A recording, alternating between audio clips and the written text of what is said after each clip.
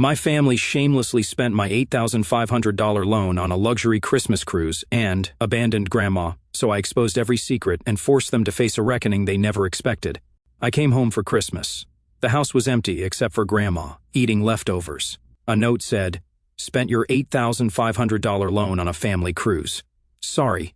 Take care of her." Grandma said, "We'll fix this." I just nodded. Days later, they were begging for forgiveness. I didn't knock. It was my parents' house, the one I'd practically paid for, and I was supposed to be home for Christmas, like I promised, like I always did. But when I pushed open the front door, the warmth and cheer I expected didn't exist. The tree was lit, sure. The cheap plastic star blinked like it was trying to apologize, but the silence was heavy. No voices, no wrapping paper, no cinnamon or burnt cookies, just the faint clinking of a fork against a plate. "Hello," I called out, cautiously stepping in. "In here, sweetheart," came a voice from the kitchen. It was soft and tired. I turned the corner, and there she was, Grandma, sitting alone at the table in her knitted purple sweater, a plate of cold stuffing and half-eaten ham in front of her. I blinked. "Where is everyone?" She didn't answer at first, just gave me a sad, toothless smile and slid a folded note across the table. Her hands trembled.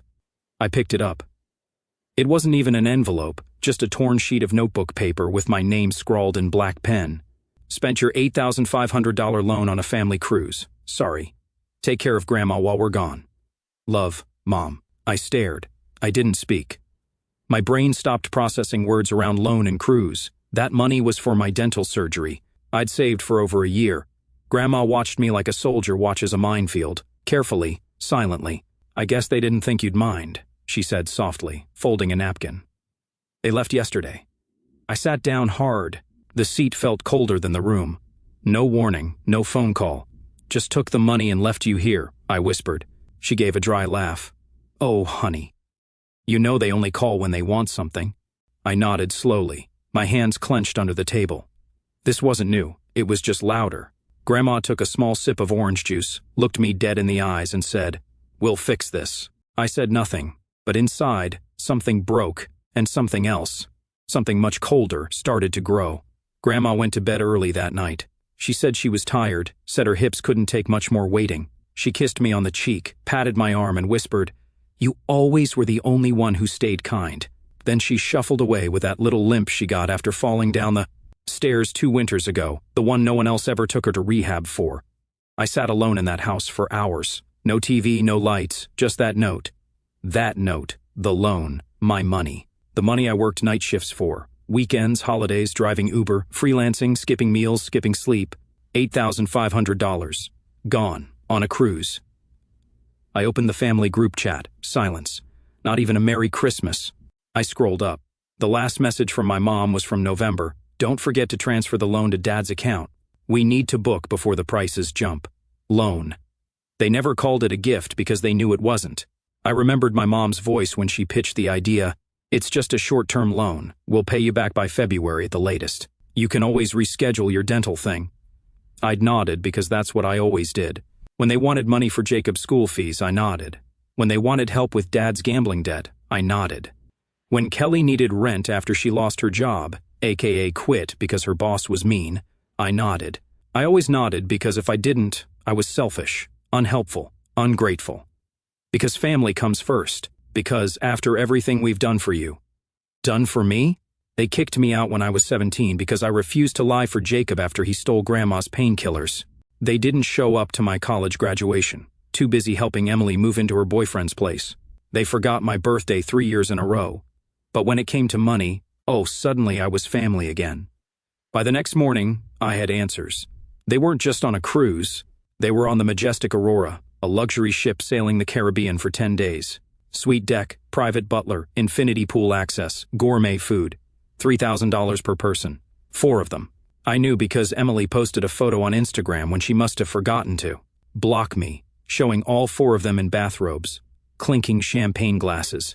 The caption, finally some peace away from all the leeches and negativity. Leeches!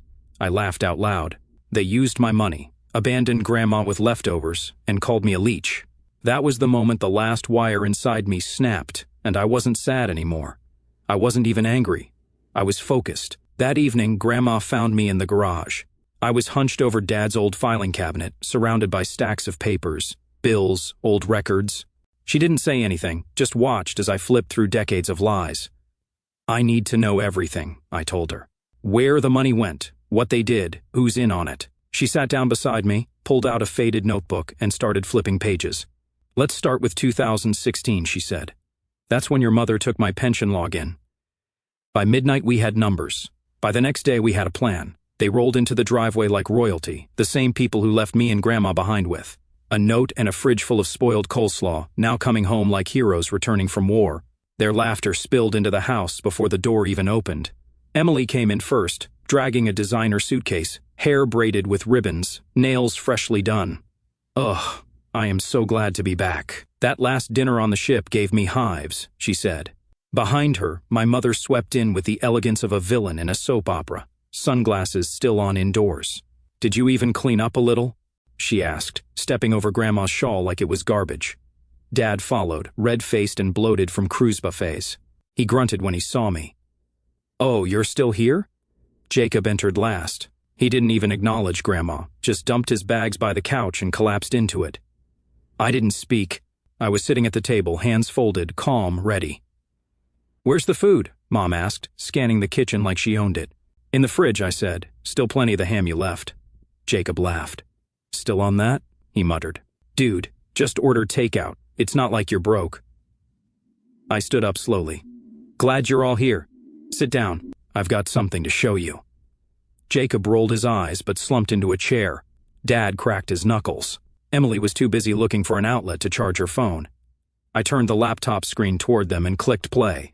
A spreadsheet. Not just any spreadsheet. A financial audit I had spent 4 days building with Grandma. Every dollar transferred out of her pension account. Every ATM withdrawal made from her card at gas stations Dad always used. Every Venmo payment Emily requested to cover emergencies that turned out to be Sephora and Apple charges. Where'd you get this? Mom asked, her voice suddenly tight. From her bank, I said. You should be more careful when using someone else's password. The second video, screenshots of Venmo transactions, account logins from Mom's devices, login access points, matching Dad's betting habits, then emails, Mom writing to Emily he won't notice the cruise deposit missing, or he trusts us too much. Emily replying, he's a softie. Plus, who leaves Grandma alone on Christmas anyway? My jaw clenched, but I kept going. I could stop here, I said, but I won't. One more file, a voice recording. Kelly, Jacob's wife, standing on our porch 2 nights ago, sobbing. I didn't want to go. I begged him. But Jacob said if you didn't give the money, they'd just leave her and deal with it later. I only stayed quiet because he said it'd all blow over. I'm sorry, I couldn't take it anymore. Jacob sprang up. You recorded my wife? That's illegal. No, I said. She asked me to. She said she was tired of lying for you. Tired of watching you bleed people dry. Dad stood now, face red with rage. You little snake! You've been digging into our accounts like someone who's done being robbed, I snapped. I opened one last tab, a pre-written email. Subject line, formal report of elder financial abuse. Evidence attached. Addressed to the Social Security Fraud Division, Grandma's attorney, the county ombudsman, and 2 local news outlets. You have 48 hours, I said, my voice level, to return every penny, or I send this. All of it. Emily's hands trembled. You're bluffing. You'd ruin your own family. No, I said. You ruined yourselves. I'm just sending the bill. Grandma stood slowly. She hadn't said a word this whole time. But now she walked to the head of the table, put her hand on the back of a chair and said, I raised 3 of you, fed you, changed. You, protected you, and when I couldn't walk you left me with frozen beans and moldy pie while you sipped champagne on stolen money. You're lucky it's him coming after you because if it were me alone... She trailed off, but the room was silent. The message was loud. Dad muttered something under his breath and stormed out. Emily cried and tried to hug Grandma, who turned away. Jacob just glared at me. You're not family anymore. I smiled. No, I'm finally free. They didn't believe I'd do it. They thought I was bluffing.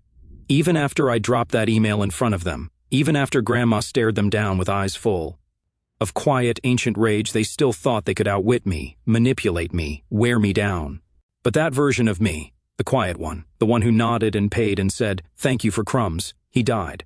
When they spent $8,500 of my savings on piña coladas and a cruise buffet.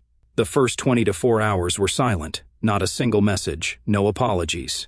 Only Grandma and I in that empty, too quiet house, eating microwave oatmeal and taking turns checking the bank account. Nothing came.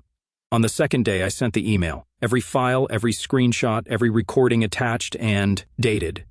Filed to the state authorities and CC'd to every news desk in a 100-mile radius. At 6:13 p.m., I received a response. Thank you for your submission. A case has been opened. On the third day, it exploded. Jacob was the first to panic. I woke up to 12 missed calls and a barrage of texts ranging from, "We didn't mean it," like that, to, "You're seriously going to destroy your own family over some money?" Then came Mom's classic, "You're being emotional. Please take the post down. We'll talk." But I didn't reply. Instead, I forwarded every message to my attorney, a woman named Natalie, who read through it all with the cold precision of a surgeon. She had been working with Grandma's legal advisor since the day I pressed record on Kelly's confession. By noon that day, Natalie sent out official letters of intent to sue to my parents, Jacob and Emily.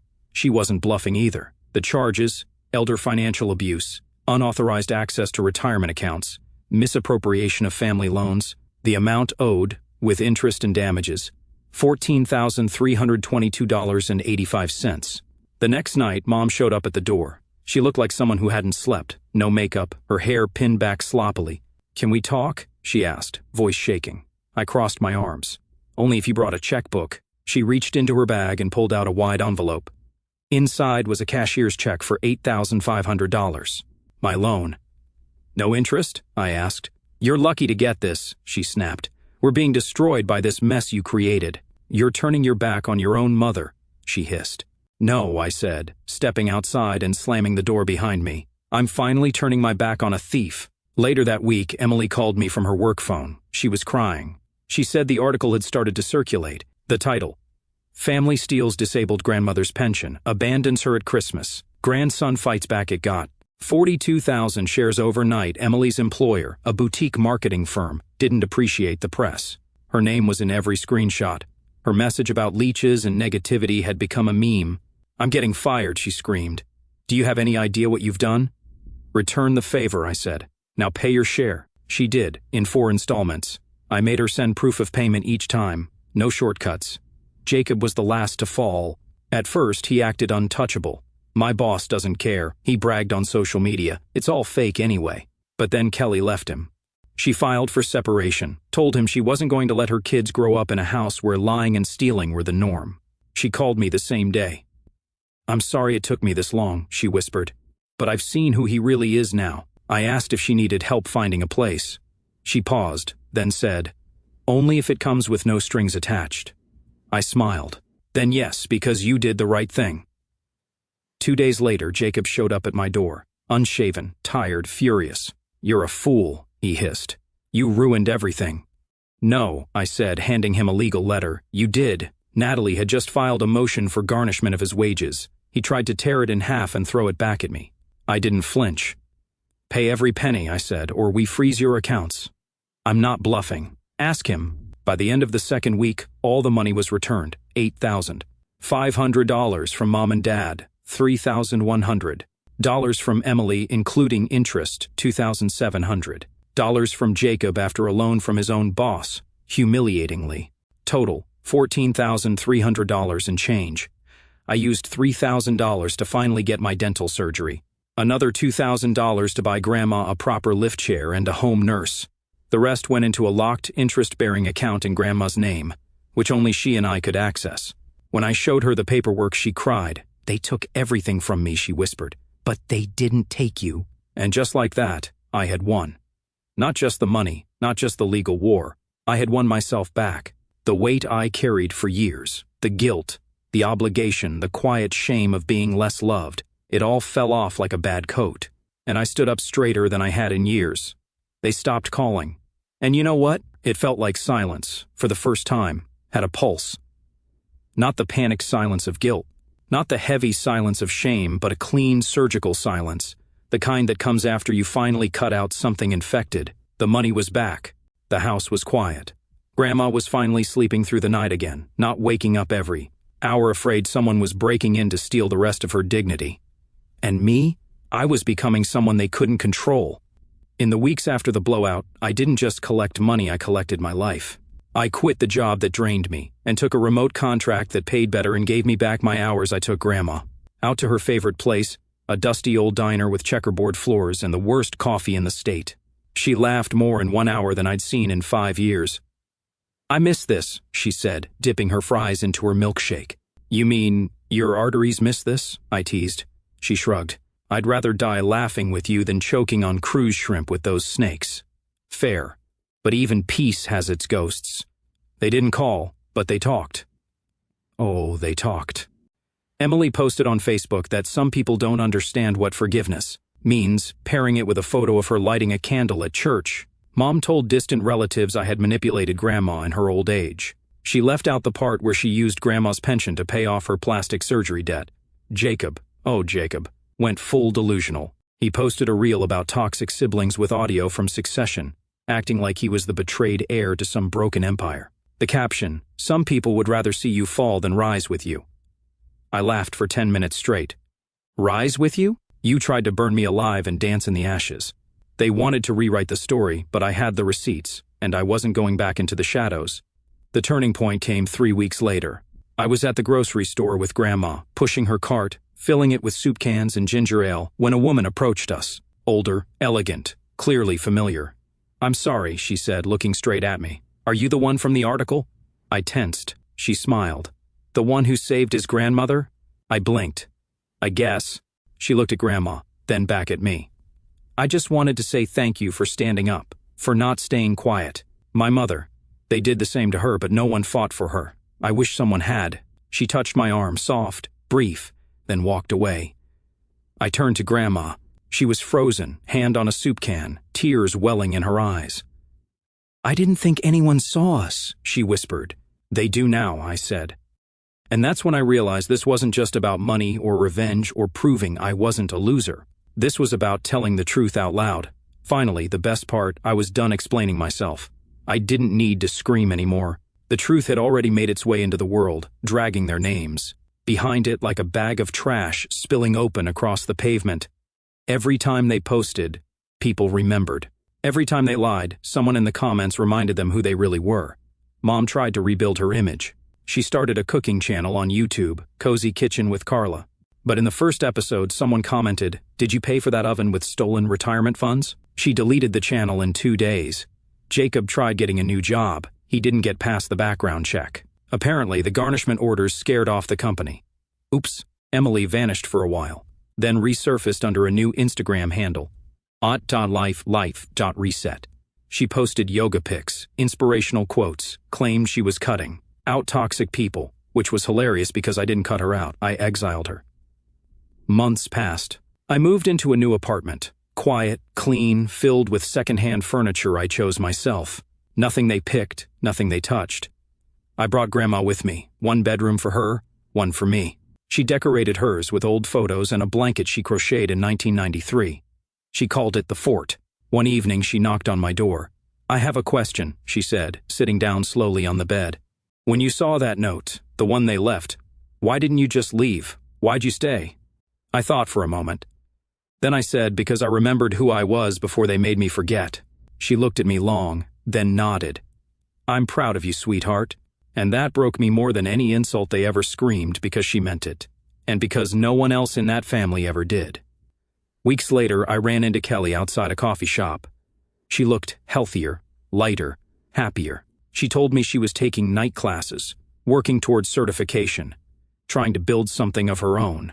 "I didn't know I could live like this," she said, without being afraid of what he'd do next. "You gave me that." I didn't know what to say. She stepped closer. "You changed more than just your life, you know." I nodded quietly, and maybe for the first time I believed it. "So here it is, my ending. You want to know what happened to the family? They destroyed their own name trying to bury mine. You want to know what happened to me? I stopped waiting for them to call me family and started building one with the people who never made me beg for love. And now I sleep peacefully with all the lights off because I'm no longer afraid of what they'll take next. They already took everything and I took it back.